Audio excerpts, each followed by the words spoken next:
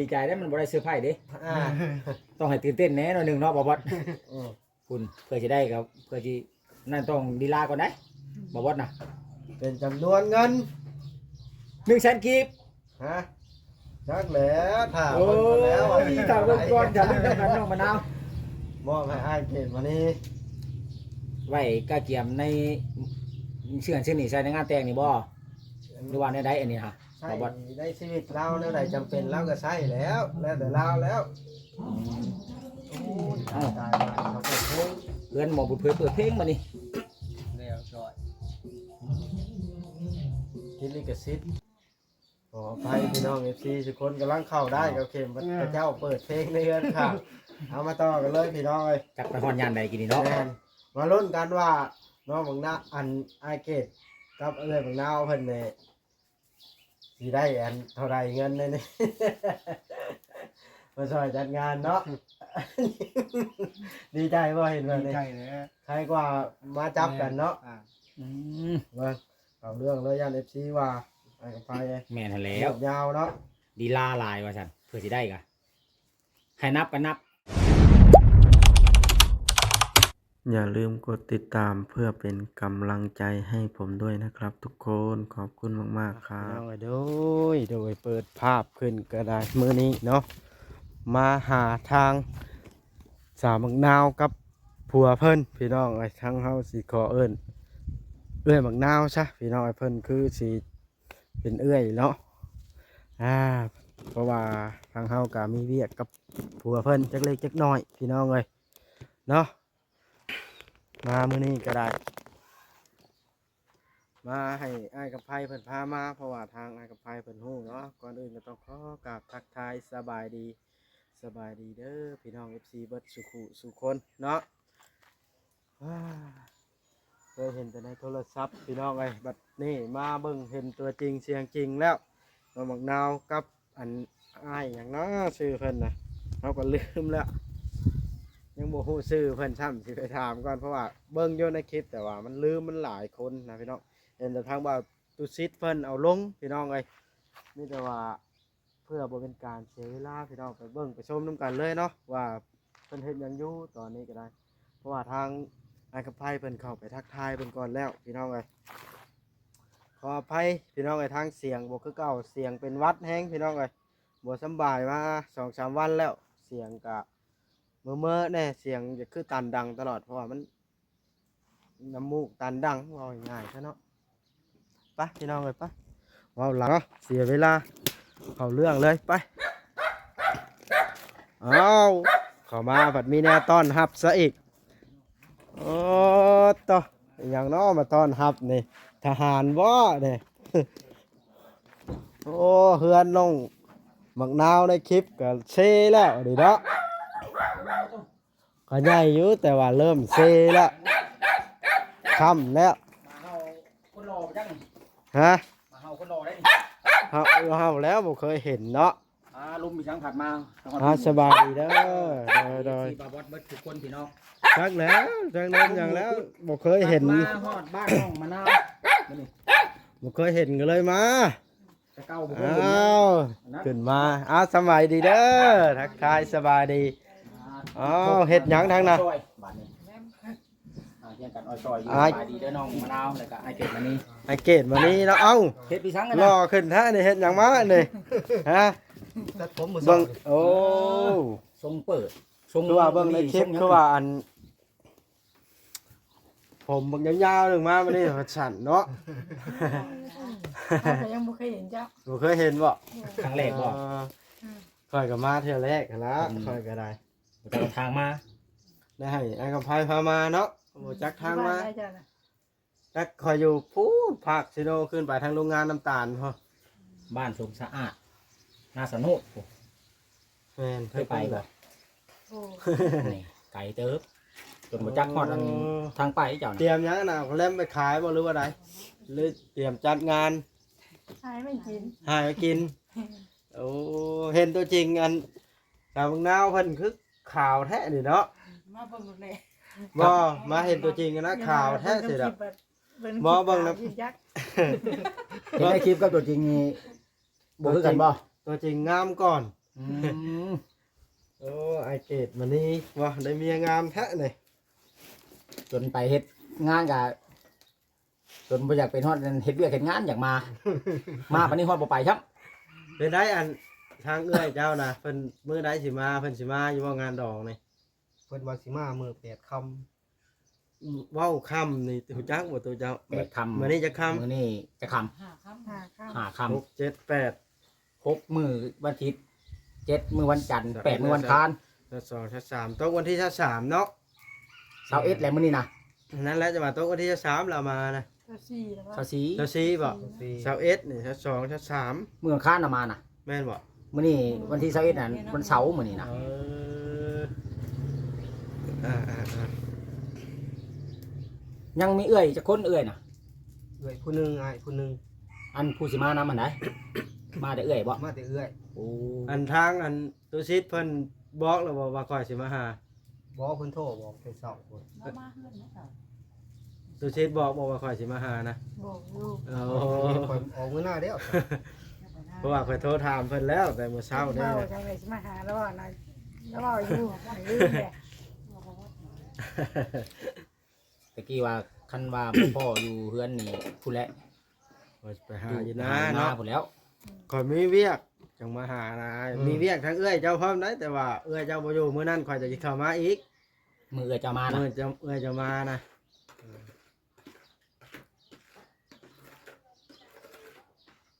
ข่อยก็คิดว่ามาเมื่อวานนี่เห็นคือว่าตู้ซิดลงมาตอนบ่ายจำนี่นะไปตลาดบ่ไปซื้อเครื่องซื้ออย่างมาเตรียมไว้จัดงานนี่เนาะ แม่น โอ้ เป็นไรอันมื้องานจัดงานแต่งน่ะแบบว่าเว้ารายละเอียดให้ฟังเนี่ยก็ข่อยบ่ทันได้ฮู้จักเทื่อเด้ ไอ้ท่านฮู้ อ่า ข่อยกับท่านฮู้คือกัน ผูกแขนน้อยธรรมดาเนี่ย จัดอยู่ใช้นี่น้องมะนาว อยู่เพื่อนนี่แหละ จัดอยู่เพื่อนเจ้าเองบ่ จัดอยู่นี่เลย ผูกแขนน้อยธรรมดาได้เพิ่นขาไกลรับตัวนี่ได้ปะบ่บด วันที่เท่าไหร่ เนาะ สิพากันเฮ็ดน่ะ วันที่เจ้าหาเป็นมือผูก วันที่เจ้าหาเป็นมื้อเข้าพักผ่อนเลย แม่ เอาเป็นได้อันเฮ็ดใหญ่โตเติบบ่เฮ็ดแบบว่าเบิดบ้านบ่หรือว่า บริเวณบ้าน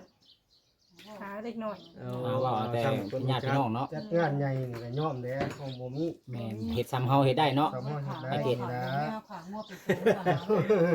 เฮาเฮ็ดใหญ่แหละมีหน้าแหละมีหนีได้เนาะเฮาเฮ็ดซ้ำเฮามีซ้ำเฮาเฮ็ดได้นี่แหล้วซ้ำแห้งเฮาพอเฮ็ดได้นี่แล้ว แม่น เป็นอะไรอันค่าสินสอดเมียนี่เท่าไหร่อ้ายฮะ แพงนั่นแหละ แพงเหรอเท่าไหร่แล้ว คือว่าเฮา เท่าใดน่ะเฮายังบ่ได้ฮู้ได้นี่น่ะ 50ล้านก็คำบาท2สลึง พุ่นบ่ได้ บาท เลย ครึ่งพุ่นน่ะคำน่ะแม่นบ่น้องมะนาว ฮะ ยังยังจงไว้อยู่ติบ่ได้เอาให้เบิดติ บ่ได้ให้เบิดหรอก 50ล้านพอ เพิ่นบอกเองได้นี่ แม่นบ่ ท่านได้ไหวได้ยังได้เพิ่น ต บ อ อน ก นี้ เอง ไหวเป็นกัน บาดโต เอฟซีอยากฮู้เลยเพิ่นบอกเองถามลุงใหญ่ก็เท่าไหว คำคำครึ่งบาทหรือบาทหนึง บาทครึ่ง บาทครึ่ง บาท2สลึง บาทครึ่งเนาะ บาทครึ่ง บ่ และมอบ แม่งวด และมอบเท่าใดบัดนี้น่ะมอบนั้นบาทหนึงบ่ เดี๋ยวพาไป มอบ แม่งวดตัวควายก่อนมีบ่งัวพร้อมบ่ควายมีบ่ บ่มีแหละหัวข่อยยอม แม่ว่าเว้าแต่เงินหัน งัวขาดเป็นเลย กับอัน งัวตัวนึง คำหัน แม่น เงินน่ะให้เข้าเท่าไรบาทน่ะ มือแตงนี่มี อ่ามี มีเข้าอยู่บ่ มีเข้าอ่ะ ทาง แล้วก็ ทางอัน มา ว่า แล้ว พิ่น เจ้า ให้ แล้ว เพิ่น เจ้า ว่า สิให้เราตอบเท่าไรล่ะ ติดหนีไว้ก่อนแน่เนาะกันให้เราเว้านะ แล้วบ่มี เราบ่มีเรา บ่มีก็เจ้าก็สิเอาเราอยู่บ่ซะ เก่าคือเก่าแน่ โอ้มีเลยบ่มีก็สิเอาคือเก่าเนาะ เพิ่นเท่านั้นเพิ่นนั่นก่อนเขาจะ บอกว่าได้กันอัปเดต เอาไปได้น้องโทรมา ถามจนอ้ายเกตครับ ในห้องน้ำไปบ่เป็นเลยเนาะ เลยคันว่าบ่มีเงินยืนก็สิเอาคือเก่าแน่เนาะน้องมะ มี นาว บ่มีก็สิเอาคือเก่าเว้าไปสิแสดงแสดงว่าความฮักนี่มันเป็นหยังมาทำลายบ่ได้แล้วสองคนนี่เนาะ แนวมันแล้ว ตอนนั้นเพิ่นไปเกี่ยวเขาวเพิ่นว่าลงไปหาเงินสิอยู่เฮิงเติบได้เพิ่นเว้านะลงไปรถบ่ฮอดเดือน บ้านนี้ ได้ เกิด เดือน มา หนึ่ง สิอยู่เลยบ่อ้าย อยู่เลย อยู่เลยบัดนี้เนาะ เจ้าเป็นคนทางอันปากซีบ่ แม่น อ๋อทีแรกข่อยเบิ่งคลิปข่อยเบิ่งมันผ่านว่าเป็นคนไทยได้ คนไทยปากซี ไป เป็นงานอยู่ไทยชื่อ นั่นแหละจังว่าน่ะคือว่าเที่ยวไปเที่ยวมาอยู่ไทยเอาแล้วว่ะ แล้วไปโดนเติบไปโดนเติบบ่ไปอยู่ไทยนะ ไปห่วยกันว่าเว้าเรื่องก่อนๆพุ่นก็จนลืมพุ่นแหละ ค่าเสียนี่นะค่าว่าเมียเสียนี่ ก่อนโควิดระบาดเดือนหนึง โอ้ จังได้มา จึงมาพ่อกับเพิ่นผู้นี้นะ แม่น 2019ประธานฮอดเนาะ2018ปลาย2018หลายเติบซะ เป็นได้เงินหลายเติบจนเรือฮอดคาดอง เหลือได้ไหนคือว่าบ่ได้มาถอกจากร้าน ของแนวแล้วถอกให้เบิดแต่เนาะบ่ไอ้เกะถอกให้เบิดแต่บ่ บ่เบิดนะ ไผทักก่อนน่ะจังได้อยู่นํกันน่ะจีบกันแบบนั้นลาวโทรมา เราไปกึม แม่นบ่อ้ายเออ ไปพ่อกันเห็นกันทั้งเฟซแต่โทรทั้งเฟซนะเนาะแม่นบอกหรือว่าจังไดนี่ แม่น ฮอดหยานฮอดข่าวมันเป็นชานิ่งชาแนนมันเด้บ่าวบอดเอ้ยน่ะนี่บางคนขันไปนั่งเว้า เกิดมาไปคุยว่าเพื่อ ขันไปนั่งเว้านางจาได้ยังบ่ได้ เอา แม่นแม่น ขออญาตนำแล้วบ่ทันได้มีผัวจักเทื่อ คนบ้านนี้ไปคุย เออ คุยกับ แม่นบ่เอ่ยมะนาว บ่ได้ไปอันดินฮอดบ่าวจักเทื่อข่อยก็อยู่บ้านนี่ข่อยยังฮู้คือกัน เป็นไปที่แล้วเนาะคุย มันเป็นแบบว่าพญาประจำตัวเรานะ เพื่อนเป็นในก็เป็นนี่แล้วผูกเพื่อนเป็นว่าใช้โถเพื่อนทางเพื่อนนี่ ก็ ไปทางใดเลยก็แม่ก็นำ จัดอยู่นี่เลยเนาะงานก็ได้เพื่อนหลังนี้เลย เดินบ่มีแถวนี้เนาะ โมมีเด้อ การเป็นกับพุ่นได้ลงพ่วงได้ เออเดิน เฮ็ดพอมันแล้วที่แล้วคลองเนาะบ่ได้เฮ็ดใหญ่เฮ็ดโตบ่ได้ขาแม่งัวโตควายคือหมู่ อ้า บ ว อกเพื่อนนอกเนาะ ขับรถบอกเราไปหน่อยก่อนเสร็จละ ให้ชายคนนี้เลย ร้าน ร้านเนาะ อยู่เอื้อยอยู่ปีฮัลโหล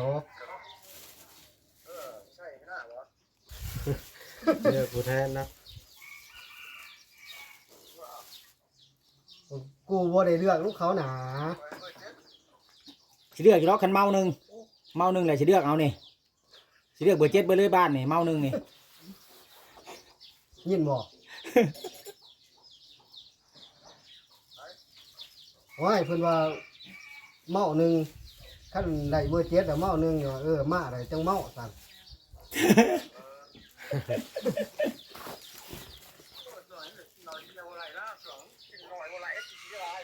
อันนั้นแหละจังเมาหนึงน่ะ สำนี้แล้วบ่ได้โทรไปหาไม่หรอกแล้วว่ามีธุระอยู่ตอนนี้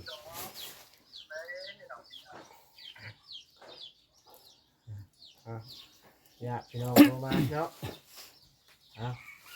ก็สิเข้าเรื่องแล้วบ้านนะ แม่นเพิ่น มัน มีเวียก ยืดยาวเนาะ มื้ออื่นนี่เพิ่นจะไปควัดท่าน หายแล้ว นี่แล้วให้เตาได้ ได้ เนี่ย บ่ไอ้ แม่ ตัดไม้อันเขาเตาคอนกั่วอยู่ ขออนุญาตถามเรื่องส่วนตัวนิดหน่อยเด้อไอ้เด้อ โดยได้ แม่ว่าจัดงานในเงินก็เตรียมใส่งานมันมีหลายมันไหนถ้าจะจัด บ่มีแหละ ชื่อพักชื่อหยาชื่อหยันหันชื่อนี่เนาะ พ่อได้แต่ซื้อพักซื้อหยามาใส่ในงานมัน3-4ล้านเท่านั้นแหละ ค่ากระปุ้นกับท่านได้มีเดี๋ยวนี้นะบ่บอส โดย 10 ล้านได้แต่ค่ากระปุ้นได้กูมือนี่เนาะ แม่นบ่น้องมะนาว เพราะ ไป ว่า เข้าใจแน่ๆไหนพี่น้องเอ้ย คอยกับเบิ้งคลิปผ่านๆเนาะเพราะดีว่าบ่ได้ตั้งใจเบิ้งแต่ละเทื่อนะบ่ได้คอยเบิ้งมัน บ่บอส เวลา มีแนวมันสิมาซื้อป้ายบ่นี่หรือว่าได้นี่หาเว้าในนี่ อ้าว ว่าเป็นตาย มีแน่ อัน แล้ว ไอเกตมันนี่แบบดีใจว่าถ่ายได้นี่นะเนาะ ก็มีแนวมาเซอร์ไพรส์อยู่คอยกระท่านคอยกับบ่ถามยับเข้าแล้ว เราทิมเราสิเป็นหยังก็ได้บ่ฮู้แล้วนี่เนาะ แต่งเพื่อนดี พักกาดนานึงบ่หรือว่าในได้บ่บอส ฮะ พักกาดนานึงบ่หรือว่าชื่อน้ำกระพุ้น จังแล้วเถื่อมาลิ้นน้ำนี่ซื่อก็มี โอ้ เนาะ ยบ่อยู่อีกแล้วบัดนี้บ่หยอกเราอยู่ เอา เรื่อย บ่เคยมาเนาะก็ยังมานะก็แปลกแท้เนาะ มาหลายๆทั้งมาเชื่อที่ มาเด่นน้ำมาถามข่าวกับว่าเป็นหยัง เนาะ น้ำเนาะ อยู่ดีไม่แห้งกันแล้ว เพิ่น เป็นหยัง สมบ่จักทางมาเฮ้ยบ่ได้มาจักเทื่อ เอ้ยก็บ่ได้มาเนาะ เพิ่นบ่ทันมาเนาะบ่ทันฮอดมื้อมัน แม่นว่าไอ้เก็บ แม่นหอดมือก็บอกว่าให้เพิ่นมามือจะกินคำหมดแล้วเพิ่นบอกว่ายากทั้งนั้นอีก นอนหลายคืนแบบเนี้ย งั้นเพิ่นมาเพิ่นสิมาจักมื้อล่ะ มือเดียว มามื้อเดียวละกลับเลย มานอนคืนอยู่ที่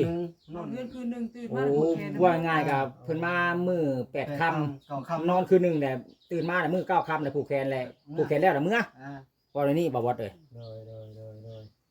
นอนคืนหนึงอยู่พุ่นก็ยากเวียกยากงานเนาะ แม่น บ่ติได้เวียกงานคือเฮานี่แล้วบ่พอสิได้มาบ่พอสิได้ไปหั่นคันบ่เป็นเวียกจะเป็นอะไรอะโล แม่ เลิ แล้ว ก ที่ ไกล แรก กัน ไว้แล้วว่าลาวน่ะมาแล้ว ว่าแล้วก็มานี่นะแสดงว่าค่อยได้มาสองเทื่อได้นี่เนาะมื้องานแต่งก่อน มา สิมาอีก มื้องานแต่งก็มาเอาอันมาอีกเอาพักมาส่งอีก มาเยี่ยมอีกเนาะ รู้เนี่ยมันแล้วเอามามัดแขนพร้อมเนาะไอ้เด็ก ได้ที่หาผูกแขนได้ แม่น แล้ว แหละ ฮะ หาผูกแขนได้แล้วบ่หาเจ้าแล้ว เล่าผูกแขนเลยบ่ แม่น บ่ได้เมื่อหอดเฮือนแล้วมันไก่บ่เจ้าก็ทางไปทางหนองมะนาวบ่ดิ ไผพร้อม โดย แม่หาแล้วบ่เฮือน ยังอยู่ จักสิลงเชียงตู้จักสิไปทางใดแล้วอันมือ2-3 มื้อต่อหน้านี่หลายครับเข้ากูเฮือนได้ยินเสียงตู้นะ มานี่นะไอ้เกดมานี่ค่อยมีแนว สิมาอัน เสื้อผ้าบ่ เจ้าล่ะเพราะว่ามีทางผู้ใหญ่ใจดีจากอเมริกาเพิ่นได้เบิ่งเห็นคลิปเจ้าสองผัวเมียนี่ล่ะเพิ่นละคิดอีตนหักแพงเจ้าหั่นละเพราะว่าเจ้าก็เป็นคนทางปากเซได้เนาะเพราะว่าผู้ใหญ่ใจดีเพิ่นก็ว่าเพิ่นเคยอยู่ปากเซหั่นนะเพิ่นเคยได้รับการช่วยเหลือจากคนปากเซท่านเพิ่นก็เลยคิดโอ้ว่ะเพิ่นจะช่วยน้ำใจของเพิ่นละเล็กๆน้อยๆนี่แหล้วบ่หลวงบ่หลายก็ได้พอได้ ข้ากระปุ้ เบาบางจัดงานก็ได้พอได้เตอร์ช่วยกันนะเอามาให้เจ้าจัดงานหรือว่าใช้จ่ายในเรียกเจ้านี่ละ ดีใจแล้วเด้นี่เนาะไอ้เด็กดีใจแล้วว่ะ เราดีใจแล้วได้ยิน หน่อยบ่หลายก็เนาะเพิ่นยังมีน้ำใจเนาะ นะ แม่นหน่อยนี่ได้กับเพิ่น ฮะ หน่อยหลายก็น้ำใจของเพิ่นมีน้ำใจว่ะ เพราะว่า เฮากันโอ้ย คอยยัก ขอบคุณทุกคนได้หลายแหละละ โดยเพิ่นชื่อว่าอันท่านแม่เมลี่ คุณแม่เมลี่ แม่เมลี่เพิ่นอยู่อเมริกาต่างประเทศเพิ่นละเพิ่นให้บอกว่าเป็นสะพานบุญตลอดเพิ่นให้เป็นรายปีแล้วล่ะแต่ว่าแต่ละเคสเพิ่นสิเบิ่งเพิ่นเห็นแล้วให้เฮาไปหั้นนะเคสนี้เพิ่นก็เบิ่งเห็นเพิ่นเลยบอกเขามา เราซึ้งแหละเราสิรุ่นได้ป่ะนี่เนาะสิเท่าไรเนาะเป็นเงินละโอ้ยเนาะฮะ 50,000กีบก่อนเนาะว่าวัด แต่ว่าบอกเลยเจ้าเด้อมื้อหน้าข่อยสิเข้ามาหาใหม่ข่อยยังมีเวียกกับลาวอยู่สิเป็นหยังข่อยบ่ทันบอกว่าเป็นหยังแล้ว ยังบ่ทันได้เฉลยให้ฮู้ยันแบบ บอกว่า แบบว่าบ่ดีใจเนาะ อ่า คันว่าบอกให้ฮู้แล้วบ่ดีใจได้มันบ่ได้เซอร์ไพรส์เด้ อ่า ต้องให้ตื่นเต้นแหน่หน่อยหนึงเนาะบ่วัด อืม คุณเพื่อสิได้ครับเพื่อสินั่นต้องลีลาก่อนได้บ่วัดน่ะ เป็นจำนวนเงิน 100,000กีบ ฮะจักแล้วถ้า โอ้ เพิ่นมาแล้ว ยตามเบิ่งก่อนอย่าลืมนำกันน้องมะนาว มอบให้อ้ายเกณฑ์มานี่ ไว้กะเกียมในเชื่อนชื่อนี่ใส่ในงานแต่งนี่บ่หรือว่าในใดอันนี้ฮะ ใช่ บ่วัด ได้ชีวิตเราเนื่อใดจำเป็นเราก็ใช่แล้วแล้วแต่เราแล้วโอ้ยตายมาเขาเปิดเพลง เพื่อนหมอบุญเพื่อเปิดเพลงมานี่ แล้วจอย ทิลิกซิตขออภัยพี่น้องเอฟซีทุกคนกำลังเข้าได้กับเข็มพระเจ้าเปิดเพลงในเรือนค่ะเอามาต่อกันเลยพี่น้องเลย จักไปฮอดยานใดกินนี่เนาะ แมนมาลุ้นกันว่าน้องบังนาอันไอเกตกับเอ้ยบังนาวเพิ่นเนี่ยสิได้อันเท่าไรเงินเนี่ย นี่ มาช่วยจัดงานเนาะ ดีใจว่าเห็นแบบ ดี นี้ ใจเลย ใครกว่ามาจับกันเนาะ อ่า อืม มาเอาเรื่องเลยยันเอฟซีว่าไอ้กับไป แม่นหั่นแล้ เงียว บยาวเนาะ ดีลาหลายว่าซั่นเพื่อสิได้กะ ให้นับกันนับ ฮะ ให้นับเบิด2คนอีกเด้กติกาเพิ่นน่ะ อาหารก็ได้ คันว่าให้ไอ้เกดนับแล้วก็ให้น้องมะนาวนับ สิ นำ เข้ามาหาเอื้อยเล่ามื้อหน้าอ่ะ ยันนับบ่คิว อ้าวนี่เด้ ป้า เป็นจำนวนเงินอยู่4ล้านกีบ 4ล้านมาช่วยจัดงานนี่ จักมาช่วยอย่างแล้วมาให้อ้ายเพิ่นนี่แล้วใช้ของจำเป็นนี่แล้วเราจะจำเป็นอย่างแล้วก็ใช้แล้วเพิ่นชื่อว่าแม่เมลี่อ่ะ แม่เม นับ ลี่ เบิ่งก่อน นับเบิ่งเทื่อละล้านเด้ แม่นนับเบิ่งเท่าละล้าน นับดังๆเนี่ยเพิ่นบ่ได้ยิน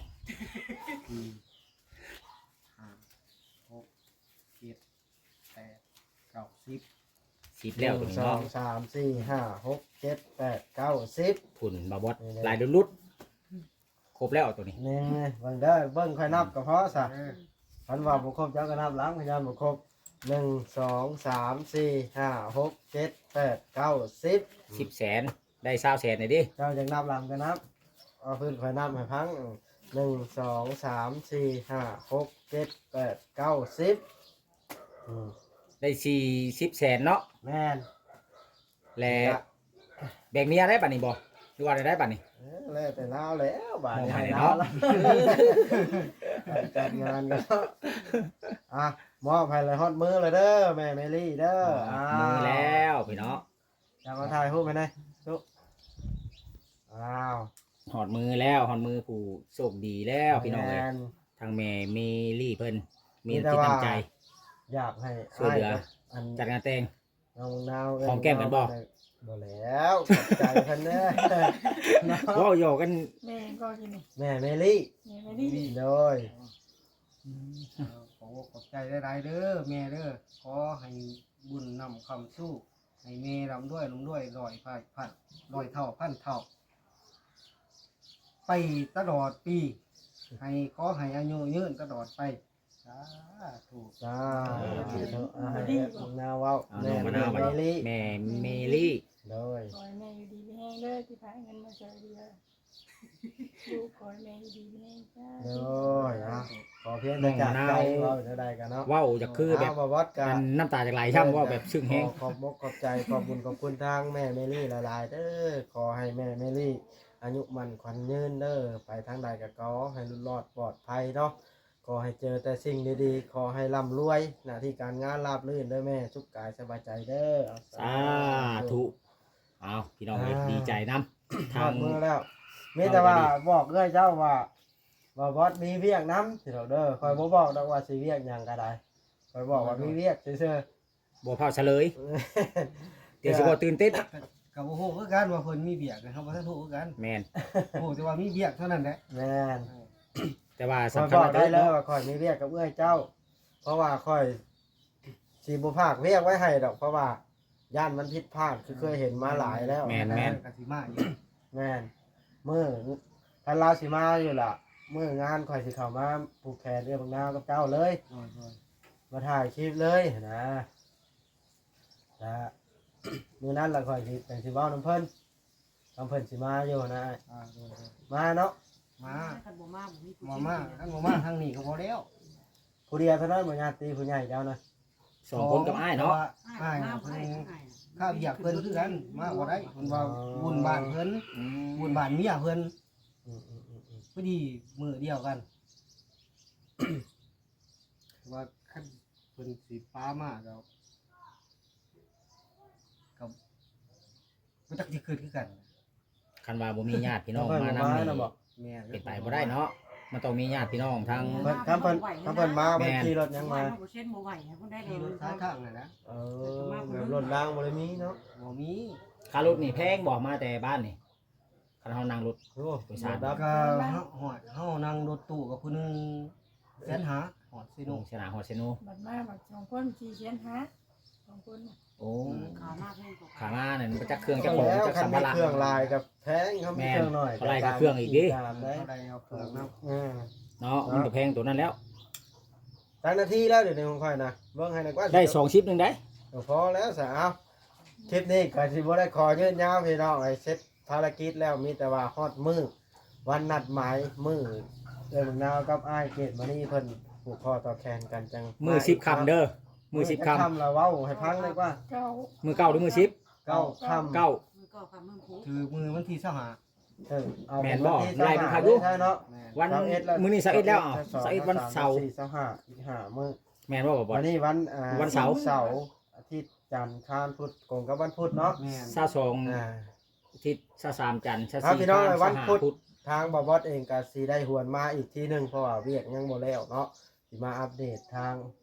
อ้ายเพิ่นกับเอ้ยเพิ่นให้เบิ่งอีกเทื่อนึงพี่น้องเอ้ย สิ เนาะ มากินกับปุ้นน้ำ เอาจังใดก็เอาใจช่วยได้เด้อ โดย เงินถึงสิมีหรือบ่ก็ขอเพียงแต่สองเฮาน่ะ หักเพลงกันเนาะ บ่ให้บ่เลวกันนี่ก็มีความสุขแหละเนาะ แม่น คนเฮา แม่นเวลาลำบากก็ช่วยเหลือกันไป เบิ่งกัน บ่แม่น หักเพลงกัน ว่าหั่งจังสิมีความสุขบ่คันเฮาหักแพงกันเข้าคำเดียวกับบีคนครึ่งกินกัน มีความสุขได้คันว่าเฮาถือกันได้เนาะครับบ่ถือกันเลยเงินเต็มทงกันแม่นได้ บ่มีความทุกข์เนาะ อย่งล่ คันเว้ากันอยู่ปอกๆแป๊กๆให้ ก็ กันอยู่เรื่อยๆนะ ความสุขของคนเนาะเอาโอเคได้ได้ หลายนาทีได้ เอาไปสิได้กลับแล้วเอาอยู่ดีแม่งสบาย โด ดี ย สบายดีเด้อ เอาพี่น้องเลยบ้านนะ แล้วมือผูกแขน หาแล้ว โดยว้าวเลยแล้วเนาะโอเคครับบ่ลืมเนาะโดย มือเก้ามือเก้า ครับก่อนเด้อบัดนี้เด้อโดยปัดเด้อพี่น้องไอ้เฮือนกันเป็นตาย่านกันเราลงเมืองนาวแก้กับโคบเด้อนี่ข่อยย่านนะ ตักติดตัก เฮือนข่อยเป็นเฮือนติดดินให้ ลบบัวนี่ได้ ยามลมปานใด โอ้พี่น้องเอ้ยเอาพี่น้องเอ้ยบาทนี่เรียบร้อยภารกิจนี่ก็ได้ ไว้บัดนี้มีลาที่งานไปย่างไปนะ เรียบร้อยแล้วเด้อบาทในมอบเงินให้อ้ายเกตมานี้อย่างเป็นทางการแล้วให้เพิ่นใช้จ่ายในงานหรือว่าสิ่งของที่จำเป็นเพิ่นนั่นละเนาะเอาบาทนี่ว้าวลายยายห่างมันยืดยาวได้พี่น้องเอ้ยเนาะทางบวชเองก็สิได้ขอเว่าแบบนี้เนาะเรื่องอันส่วนของที่เอื้อยอาเกตมานี้นะเพราะว่าเคยมีบทเรียนมาแล้ว ย้อนว่าค้านเข้ามาหลายเทื่อทางเว้าขออนุญาตบัตรคำนำทางบัตรพิษเพิ่นเคยไปผากให้น้องตุ๊กแต่ว่ามันเป็นปัญหาตามมาหนนะเขาก็บ่อยากให้เกิดปัญหาแบบนั้นอีกเขาก็เลยสิเข้ามาด้วยตนเองพี่น้องเลยเนาะดูหน้าก่อนเนื้อใดก็ได้โอเคบัดในคลิปนี้สิได้ขอจบคลิปซ้ำนี้ซะก่อนเด้อผิดพลาดประการใดก็ขอโทษขออภัยนำ พ่อแม่พี่น้อง FC เบิดสุขุสู่คนฮะล่ะพี่น้องเลยที่เข้ามาเบิ่งมาชมทางคลิปของบ่าวบอสชาแนลเนาะฝากกดไลค์กดแชร์เบิ่งคลิปเบิ่งโฆษณาฝากกดติดตามให้หน่อยเด้อบ๊ายบายคลิปหน้าจะพ่อกันไหมพี่น้องเลย